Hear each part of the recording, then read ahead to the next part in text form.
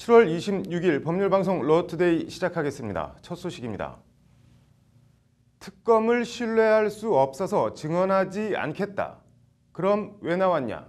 나오라고 해서 나왔다. 오늘 이재용 삼성전자 부회장 재판의 증인으로 나온 최순실 씨와 재판장 사이의 오간말입니다. 한편의 블랙 코미디를 연상시키는 이 재판 소식을 석대성 기자가 전해드립니다. 이재용 부회장 재판에 증인으로 나온 최순실 씨는 특검 측의 신문이 시작되자마자 증언을 할 수 없다고 버텼습니다. 최 씨는 그러면서 특검이 아닌 재판부를 향해 직접 저는 이 재판에 나와 전부 다 진술하려고 했는데 저희 딸 유라가 먼저 나와 혼선을 빚었다며 특검을 신뢰할 수 없어 증언을 거부한다고 말했습니다. 최 씨가 언급한 유라가 먼저 나와 혼선을 빚었단 말은 지난 12일 최 씨 딸 정유라 씨가 이재용 부회장 재판에 증인으로 나와 말 돈 주고 살 필요 없다. 삼성 말 타면 된다고 엄마가 말했다고 진술하는 등 최 씨의 불리한 증언을 한 것을 가리킵니다. 이와 관련 최순실 씨는 특검이 저희 딸을 데리고 나와 신문을 강행한 건 저를 압박하고 제2의 장시호를 만들기 위한 것이라며 피가 거꾸로 솟는다고 목소리를 높이기도 했습니다. 이후 계속되는 특검의 신문에 최 씨는 증언 거부하는데 계속 물어보는 것도 고역이라며 재판장님이 판단해달라고 호소하기도 했습니다. 이에 재판부가 증언을 거부할 거면 왜 나왔냐고 묻자 최 씨는 나오라고 해서 나왔다고 말해 재판부를 당혹스럽게 했습니다. 재판부가 다시 이 자리는 본인이 하고 싶은 얘기를 하는 자리가 아니다. 검찰과 재판부 질문에 답하는 자리라고 지적했지만 최 씨는 아랑곳 없이 특검으로부터 비정상적으로 회유와 압박을 너무 많이 받았다며 정신적으로 완전히 패닉 상태다. 살아있어도 살아있는 사람이 아니라는 등 본인이 하고 싶은 얘기만 했습니다. 삼성 승마 지원을 알고 있었다고 증언한 딸 정유라 씨와 모든 증언을 거부한다면서도 혐의를 인정할 수 없다고 진술한 엄마 최순실 씨. 재판부가 엄마와 딸 가운데 누구의 진술을 채택할지 관심을 모읍니다. 법률방송 석대성입니다. 이용주 국민의당 의원이 제보조작 사건 참고인 신분으로 오늘 서울 남부지검에 소환됐습니다. 이번 사건으로 현역 국회의원이 검찰에 소환된 건 이번이 처음입니다. 이 의원은 검찰에 출석하면서 제보자로 지목된 두 분과 본의 아니게 피해를 입은 문재인 대통령, 문준용 씨에게 사과드린다며 이번 사건으로 국민들이 받으셨을 충격과 실망감에 대해서는 입이 10개라도 할 말이 없다고 말했습니다. 이 의원은 하지만 국민들을 결코 속이려 하지 않았고 제보 과정에 조작된 증거가 있다는 사실을 전혀 알지 못했다며 사건의 진상이 밝혀지도록 알고 있는 그대로를 검찰에 말하겠다고 말했습니다. 지난 대선 당시 국민의당 공명선거 추진단장으로 문준용 씨 취업 특혜 의혹 제보를 공개했던 이 의원에 대해 검찰은 제보 조작 사실을 알았거나 조작됐을 가능성을 인식했을 것이라고 의심하고 있습니다.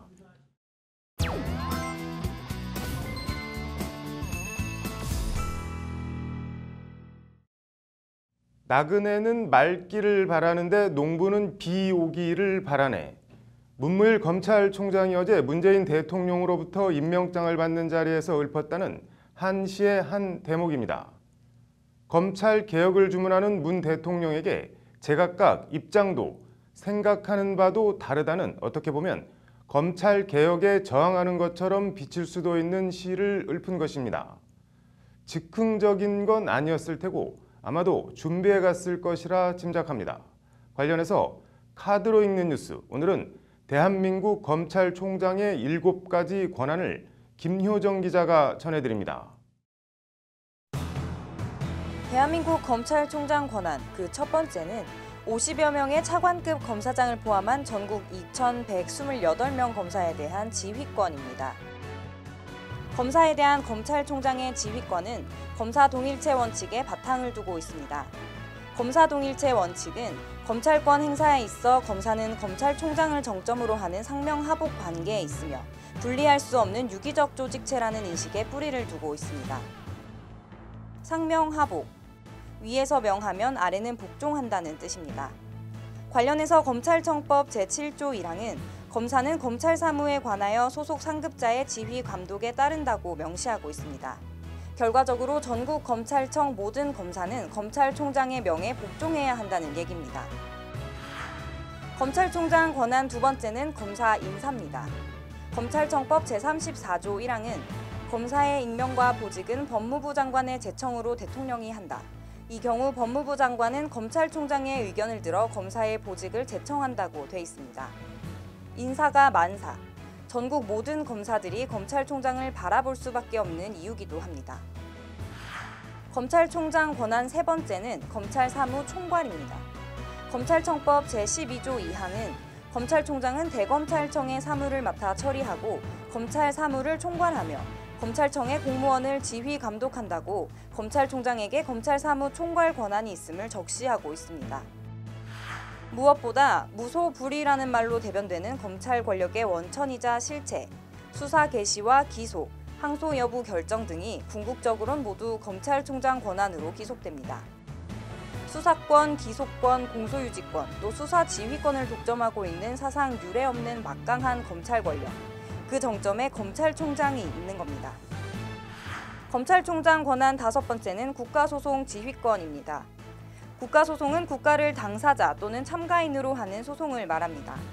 쉽게 말해 정부 모든 부처 및 산하기관들이 소송이 걸리면 검찰에 의지하거나 조언을 구해야 한다는 얘기입니다. 검찰총장이 법적으로 사실상 정부 모든 부처에 영향력을 행사할 수 있는 위치에 있다는 뜻이기도 합니다.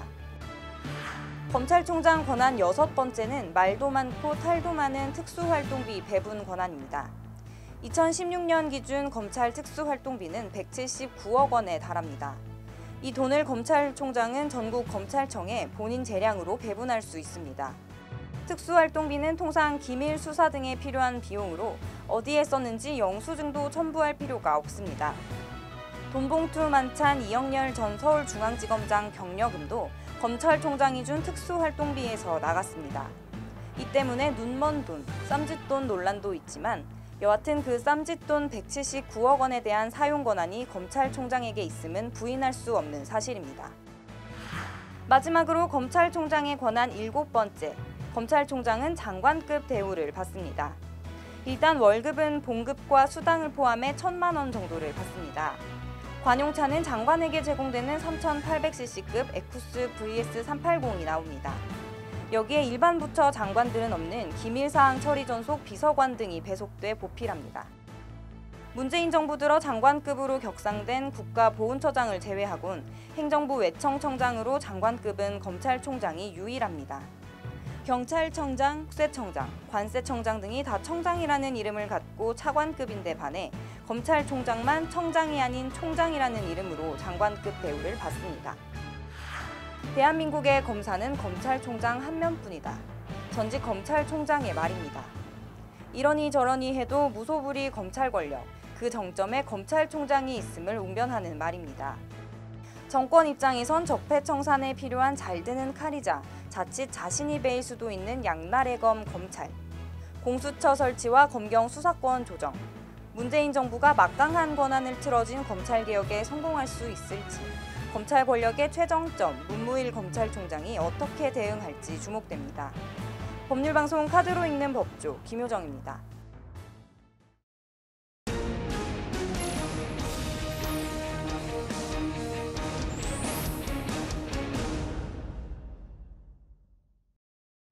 네, 러 인사이드 어제에 이어 오늘도 검찰개혁 5대 과제 민변 사무차장 김준우 변호사 모시고 얘기 나눠보겠습니다. 어서 오세요. 안녕하십니까. 검사 작성 피의자 신문조서 증거 능력 제한, 그러니까 검찰 조사 받으면서 작성된 조서를 법정에서 바로 증거로 쓰지 못하도록 하자, 이런 말씀인 거죠, 이거는? 네, 그렇습니다. 이 제한의 의미와 범위가 뭐 전면적으로 인정하지 말자는 건지 아니면 뭐 제한적인 건지 어느 정도인가요? 아니요, 현재 형사소송법에서는 사법경찰관이 작성한 피의자 신문조서와 검사 작성의 경우를 이제 구분해서 하고 있는데요. 저희는 이제 사법경찰관이 작성한 것과 동일하게 증거 능력을 부여하자는 거고, 기본적으로 피고인이 법정에서 그 부분에 대해서 동일하면 증거로 사용할 수 있습니다. 네, 동일하다는 게 뭐 어떻게 차이가 나는 건가요? 검찰과 경찰 작성? 현재는 이제 그 사법경찰관이 작성한 경우에는 그 법정에서 당사자가, 그러니까 피의자가 바로 피고인이 바로 부인을 하게 되면 증거 능력이 없어지는데요. 검사 작성의 경우에는 좀 달리 취급하고 있거든요. 조금 더 증거 능력을 강하게 두고 있는데 이 부분이 공판 중심주의에 반하기 때문에 증거 능력을 없애자는 주장입니다. 뭐 조서를 꾸민다는 말이 있긴 있는데 검찰 신문조서 증거 능력을 제한해야 하는 이유 뭐 어떤 게 있을까요? 검사 작성 피의자 신문 조서 증거 능력이 너무 강력하다 보니까 네. 그 피의자 그 수사 단계에서 너무 강력한 수사가 이루어져서 네. 자칫해서 뭐 사망하는, 그러니까 스트레스로 사망하거나 자살하는 경우도 10여 년 동안 100건 가까이 이제 입수가 되었거든요. 네. 그래서 그런 점을 봤을 때는 인권 친화적인 수사 관행을 만들기 위해서라도 이런 네. 개정이 필요하다. 저희는 그렇게 보고 있습니다. 예. 뭐 안 그래도 재판 받는 시간이 짧고 판사들도 나름 재판 담당하는 게 많아서 경무에 시달리고 있는데 이렇게 검찰에서 조사받은 거를 법정에서 다시 다 맞나 틀리냐 하게 되면은 이거 너무 좀 부담되는 건 아닌지 이게 현실적으로 가능한 건지 그런 의문이 들기도 하는데요. 네, 다소간의 부담이 있을 수는 있습니다만 소송 경제를 위해서 절차적 네. 정의를 버릴 수는 없는 것이 저희 인권단체로서 입장이라고 할 수 있습니다. 네. 외국은 어떻게 돼 있나요? 이렇게 사법경찰관이 작성한 경우와 검사가 작성한 그 신문조서의 증거 능력을 차이를 두는 나라는 없는 것으로 알고 있습니다. 네.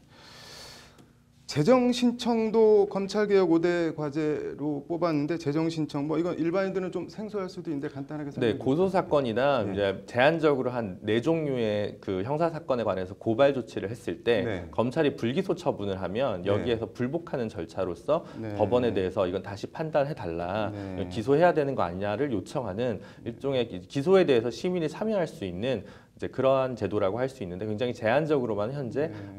그 설계가 되어 있습니다. 예, 그 말씀하신 네 가지가 어떤 건가요? 불법 체포 감금이라든가 네. 뭐 직무유기, 폭행 뭐 이런 정도 피의 사실 공표 이런 네 가지 네. 제에서만 적용하고 있습니다. 그럼 재정 신청 범위를 확대하자고 하면 확대 범위를 어느 선까지? 이제 고발 사건 전부에 대해서도 네. 이제 같이 확대를 하자라는 것이 저희 입장입니다. 네. 그렇게 되면 뭐 너무 소송 만능주의 부추기는 거 아니냐 이런 논란이 나올 수도 있을 것 같은데 어떠세요? 이제 그 기본적으로 만약에 그것을 이제 재정 신청을 너무 이제 과잉돼서 할 경우에 그에 네. 대한 일정한 법률 비용을 재정 신청자가 부담한다든지 그런 식으로 이제 네. 제도 설계를 하면 충분히 해결할 수 있습니다. 민변이 뽑은 검찰개혁 5대 개혁 5대 과제 이거 뭐 구체적인 로드맵이나 뭐 특별히 선결 과제가 있다면 아니면 이거는 일단 최우선적으로 해야 한다 이런 게 있어요. 네, 저희가 봤을 때 이 5가지가 이제 그 법무부의 탈검찰화, 공수처 설치, 네. 그리고 검경 수사권 조정, 재정 신청 전면 확대, 검사 작성의 피의자 신문 조서 증거 능력 변경 이 5가지가 네. 선차적인 과제고요. 이런 권한들이 좀 검찰에게 독점적으로 구성되어 있던 권한들이 좀 내려놓으면 네. 그 다음에 뭐 그 수사청과 공소청으로 이제 검찰을 좀 이원화한다든가, 그 다음에 이제 공공변호인 제도의 도입, 네. 그리고 이제 마지막으로 지방검사장 직선제까지 좀 갈 수 있지 않을까. 네. 저희는 그렇게 보고 있습니다. 어떻게 이번 정부 안에 될까요? 그런데 어떻게 생각하세요? 뭐 되든 안 되든 이제 뭐 열심히 네. 노력하고 시민사회의 목소리를 전달하는 게 저희 몫이라고 생각하고 예. 있습니다. 이건 뭐 마지막으로 의문이긴 한데 검찰 개혁 왜 해야 되는지 좀 말씀을 해주시죠. 가장 그 강력한, 사실은 저희 법치주의 국가에서 가장 강력한 권한을 갖고 있는 권한을 갖고 있는 기구이기 때문에 이 기구가 투명하고 중립적이고 그리고 시민들에게 열려 있는 그런 조직으로 거듭나야만 좀 그 왜곡되는 형사 문화나 사법인권, 피해받는 사법인권이 충분히 보장받을 수 있다고 생각합니다. 네. 뭐 누구나 다 그 정당성은 알고 있지만 뭐 고양이 목에 방울 달기 검찰 개혁 이거 뭐 역대 어느 정권에서도 제대로 하지 못했는데 문재인 정부에서는 해낼 수 있을지 민변과 함께 저희 법률 방송도 관심 갖고 지켜보겠습니다. 네, 민 변호사님 잘 들었습니다. 다음 소식입니다. 다수의 사상자를 낸 가습기 살균제 사건 제조업체 임직원들이 2심에서도 업무상 과실치사상 혐의 유죄를 선고받았습니다. 서울고법 형사 11부는 오늘 신현우 전 옥시 대표에게 1심보다 1년이 감형된 징역 6년을 선고했습니다. 옥시 연구소장을 지낸 김모 씨에겐 징역 6년, 조모 씨에겐 징역 5년, 선임연구원 최모 씨에겐 징역 4년을 각각 선고했습니다. 법원은 존 리 전 옥시 대표의 주의 의무 위반 혐의에 대해선 검찰의 입증이 부족하다며 1심과 마찬가지로 무죄를 선고했습니다. 재판부는 인체에 유해할 수 있는 화학 제품을 만드는 사람들은 고도의 주의 의무를 가져야 하는데도 막연히 안전에 문제가 없을 거라는 생각으로 피해자가 100명이 넘는 비극적인 사태를 일으켜 엄중한 책임을 물어야 한다고 밝혔습니다. 이어서 법조계 소식 전해드리겠습니다. 법무부는 오늘 검찰 인사위원회를 열고 차관급인 검사장급 이상 승진 및 전보 인사 안건을 심의했습니다. 검찰 고위 간부 인사는 이번 주 중 발표될 것으로 보입니다. 문재인 대통령이 어제 문무일 검찰총장을 임명하면서 정치의 줄 대기를 통해 혜택을 누려온 일부 정치 검찰이 있다면 확실한 책임을 물어야 한다며 검찰 인적 쇄신의 필요성을 강조한 가운데 검찰 고위직 물갈이가 시작될 전망입니다. 문무일 검찰총장과 사법연수원 18기 동기인 법무연수원 기획부장 이명재 검사장이 오늘 사의를 표명했습니다. 이 검사장은 검찰 내부망에 글을 올려 28년 5개월간 몸담았던 검찰 조직을 떠나는 마지막 날까지 국민의 편에서 일하려고 노력했다고 밝혔습니다. 정은호 법조비리 사건에 연루된 브로커 이민희 씨가 오늘 2심에서 1심과 마찬가지로 징역 4년을 선고받았습니다.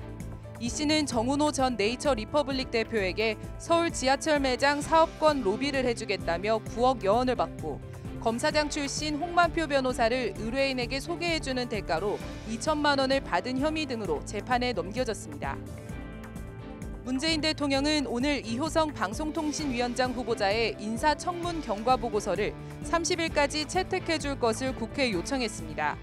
이 후보자 임명 동의안은 지난 6일 국회에 제출돼 25일까지 보고서가 채택돼야 했으나 야3당의 반대로 무산됐습니다. 국회가 30일까지 보고서를 채택하지 않을 경우 문 대통령은 이 후보자를 임명할 수 있습니다.